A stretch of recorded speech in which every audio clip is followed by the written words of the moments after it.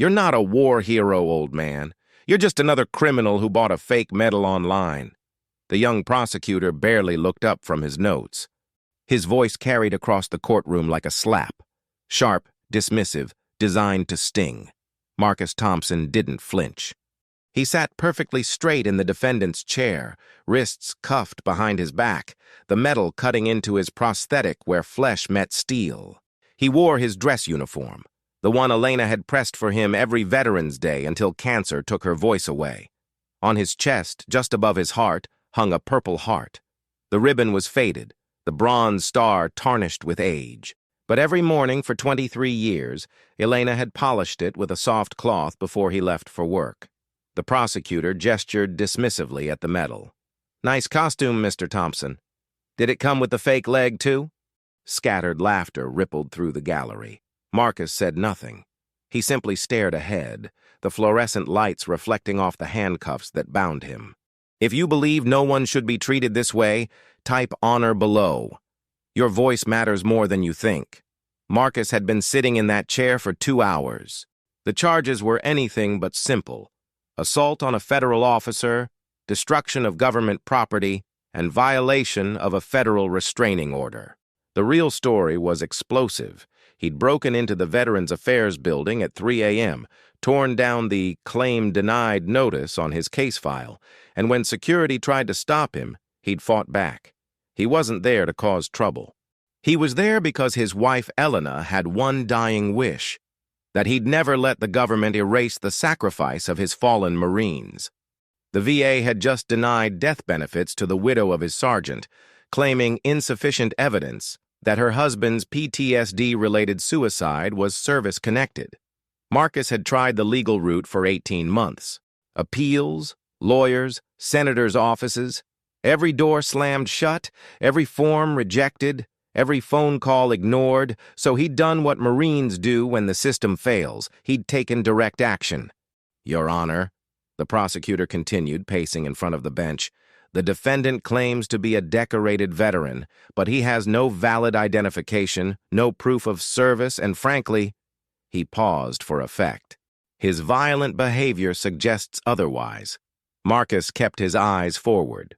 The cuffs had rubbed raw against his wrist, the real one. The prosthetic couldn't feel the metal, but the joint where it attached to his forearm ached from the awkward position. He shifted slightly, the mechanical joint clicking softly. Someone in the gallery snickered. "Even his leg sounds fake," whispered a voice from the back row. The bailiff glanced over but didn't intervene. Marcus had heard that sound every day for 19 years. The click of titanium against steel.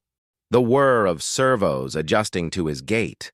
The sound that reminded him of the IED that took his leg, and the 7 Marines he'd carried to safety before he realized he was bleeding out. But this wasn't about his leg. This was about Elena's final request, the promise he'd made to her as she lay dying in the VA hospital, the same hospital that had lost his medical records 3 times. The same system that told her the cancer spreading through her body wasn't related to the contaminated water at Camp Lejeune. The prosecutor pulled out a tablet and tapped at the screen. "Your Honor, I've cross-referenced military databases. There's no record of a Marcus Thompson receiving a Purple Heart in the time frame he claims." Marcus knew why. The records had been archived after the digitization project failed. His entire unit's files, classified, buried, forgotten. 18 months of fighting bureaucracy to prove what Elena's fingers had traced every morning. Furthermore, the prosecutor continued, holding up an evidence bag, the defendant was found with this in his possession. Inside the bag was Elena's memorial bracelet, black metal engraved with the names of his 7 Marines.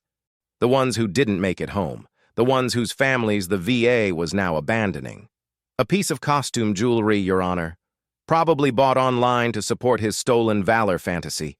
Marcus's jaw tightened, not with anger, with the iron discipline that had kept him alive in Fallujah, because Elena had taught him that some battles required silence before the storm.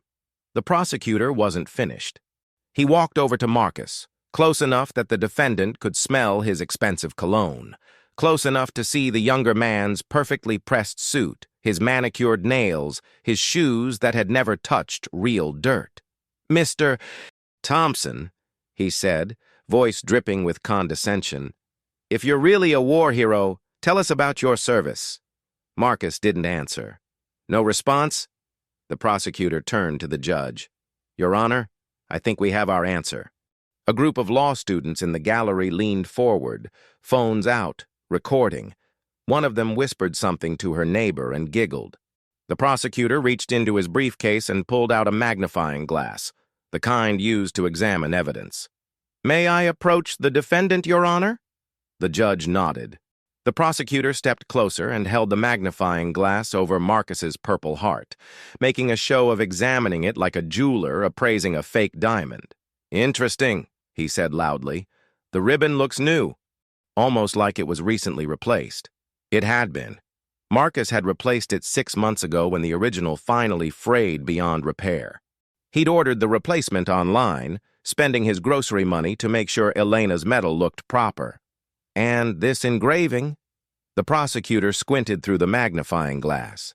"It's not deep enough. Real military medals have precise, government-standard engraving. This looks like it was done at a strip mall trophy shop." More laughter from the gallery. A court reporter stopped typing and looked up with interest. Even the bailiff was watching now, arms crossed, a smirk tugging at the corner of his mouth. The prosecutor stepped back and addressed the room like he was delivering a closing argument. "Ladies and gentlemen, what we have here is a man so desperate for respect that he's willing to steal valor from actual heroes, men and women who really bled for this country." Marcus felt the metal against his chest, warm from his body heat. He could almost feel Elena's fingers on it, the way she'd traced the edges every morning while he drank his coffee. "Your Honor," the prosecutor said, returning to his table, "I move that this costume jewelry be removed from the defendant and entered as evidence of his deception." The judge looked at Marcus. "Mr. Thompson, do you have anything to say before I rule on this motion?" Marcus met the judge's eyes for the first time. He didn't speak. He didn't plead. He didn't defend himself. He simply sat straighter, if that was possible, and looked at the Purple Heart on his chest. Then he closed his eyes, just for a moment, and remembered Elena's hands polishing it that last morning before she got too weak to get out of bed. The courtroom waited. The prosecutor tapped his pen impatiently against his legal pad. The judge adjusted her glasses. The gallery murmured among themselves, phones still recording, waiting for the old man to break down or confess or do something worth posting. But Marcus just sat there, still, silent. His breathing was slow, controlled. Military rhythm. In for 4 counts, hold for 4, out for 4. The way they'd taught him during survival training. The way he'd breathed when Elena's hand went cold in his. The bailiff stepped forward, keys jingling. "Your Honor, should I remove the defendant's medal?" Marcus's eyes opened. Not panicked, not desperate, just present. He looked down at the Purple Heart against his chest. The bronze caught the harsh courtroom light and threw it back in tiny fragments across the witness stand. With his hands cuffed behind him, he couldn't touch it. But he leaned forward slightly, just an inch, and pressed his forehead against the metal.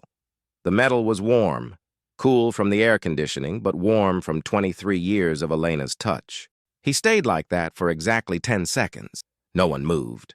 No one spoke. Even the phones stopped recording. Because something about that gesture, the way this old man bent his head like he was praying, the way he touched his forehead to a piece of metal with such reverence, made the room suddenly feel sacred. Marcus straightened up. His eyes found the judge again, still silent. But in his expression, there was something the prosecutor hadn't expected. Peace, not the peace of surrender. The peace of a man who had carried something precious for so long that mockery couldn't take it away. The peace of someone who knew the difference between what was real and what was performed. Judge Patricia Williams had been watching from her bench. She'd seen thousands of defendants, guilty ones who lied, innocent ones who raged, broken ones who begged. But she'd never seen anyone sit in her courtroom with such quiet dignity while being accused of the worst kind of theft, stealing honor from the dead. She leaned forward slightly, and for the first time in 20 years of military law, she recognized something in a defendant that made her remember why she joined the Marines in the first place. Judge Williams set down her gavel, not to strike it, just to set it aside. She removed her glasses and looked directly at Marcus Thompson. "Bailiff," she said quietly, "remove the defendant's handcuffs." The prosecutor shot to his feet. "Your Honor, I object. The defendant is facing serious charges and—" "The charges," Judge Williams interrupted, "are disturbing the peace and trespassing. He's not a flight risk." She nodded to the bailiff, who moved behind Marcus with his keys. The metal cuffs clicked open.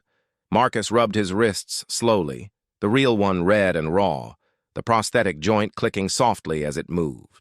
Judge Williams stood up. In 20 years on the bench, she had never left her position during active proceedings. But she stepped down from the bench and walked across the courtroom, toward Marcus. The gallery went silent. Phones came up, recording again. The prosecutor looked confused. "Your Honor, what are you—" Judge Williams stopped in front of Marcus Thompson. She looked at the Purple Heart on his chest. Then she looked at his face. "Staff Sergeant Marcus Thompson," she said quietly. "1st Battalion, 8th Marine Regiment." Marcus blinked. The prosecutor's mouth fell open. "You pulled 7 Marines out of a burning Humvee in Fallujah, November 15, 2004, she continued. "Lost your leg to an IED while carrying the last man to safety." The courtroom was dead silent. Marcus's voice came out as a whisper. "How do you—" Judge Williams reached up to her collar and unfastened something hidden beneath her robes, her own Purple Heart. "Because I was Marine number 6, she said. "Lance Corporal Patricia Williams. You carried me 400 yards through enemy fire with a piece of shrapnel in your femoral artery." Marcus stared at her. "The paperwork was lost in the records fire," she continued. "A lot of us couldn't prove our service for years, but some things don't need paperwork." She looked at his Purple Heart again. "This ribbon is new," she said. "But this medal is real. I watched you earn it." Judge Williams turned to face the prosecutor. "Counselor," she said, her voice carrying the authority of both a judge and a Marine, "you will drop all charges immediately." The prosecutor stammered. "Your Honor, I had no way to know." "You had every way to know," she replied. "You could have shown respect to a man who clearly served his country. You could have investigated before you humiliated him. You could have recognized that some men wear their honor quietly." She walked back to her bench but didn't sit down. "Furthermore," she said, "I'm ordering that Mr. Thompson's cleaning supplies be returned to him immediately. This court recognizes his service to the memorial as community service already completed." She looked out at the gallery. "And I want everyone in this room to understand something. This man lost his leg saving Marines. He comes to that memorial every week to honor his fallen brothers, and today you laughed at him." The law students looked down at their phones. The bailiff stood at attention. Even the court reporter had stopped typing and was staring at Marcus with new eyes. Judge Williams picked up her gavel. "This court is adjourned." She struck it once. Then she did something else that had never happened in her courtroom. She saluted, not the casual salute of ceremony, the sharp, precise salute of one Marine to another. Marcus stood slowly. His prosthetic clicked against the floor, and he saluted back. The courtroom emptied slowly, but not everyone left. The law students approached Marcus one by one. No phones this time, just quiet apologies.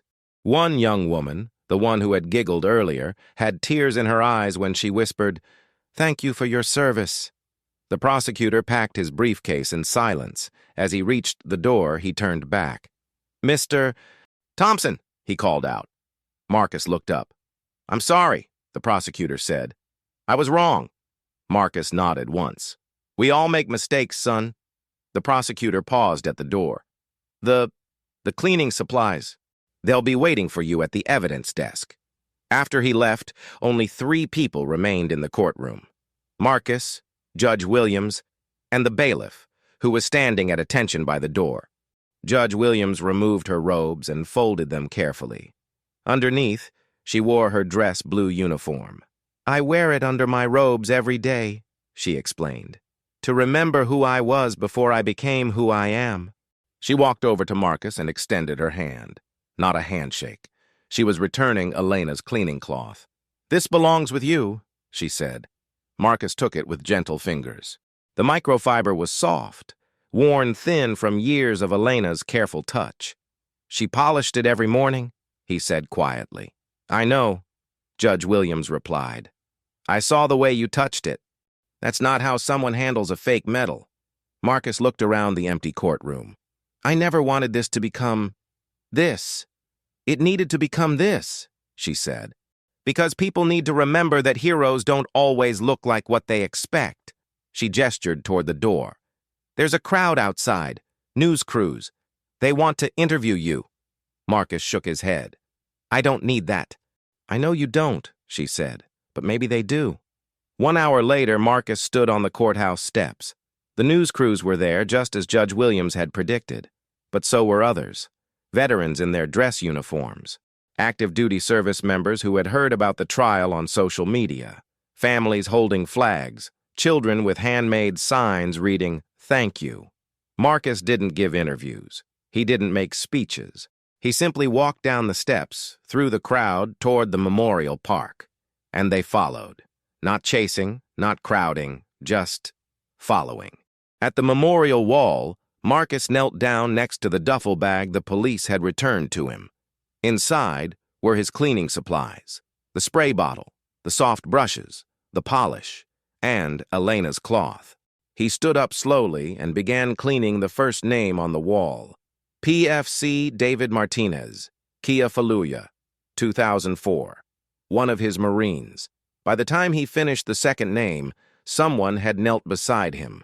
Judge Williams, still in her dress blues, with her own cleaning cloth. Then another veteran joined them. Then another. Soon, 50 people were cleaning the memorial wall. Not because they had to, but because they remembered. And as the sun set behind them, Marcus pressed Elena's cloth against his Purple Heart one last time before tucking it carefully in his pocket. Some truths don't need courtrooms. They just need witnesses. If this story moved you as much as it moved me while writing it, consider supporting stories that honor our veterans. Each story takes hours to research and write with the respect these heroes deserve. Buy Me a Coffee link is pinned in the first comment. And if you haven't subscribed yet, please do it now. We have more stories that need to be told. See you in the next one.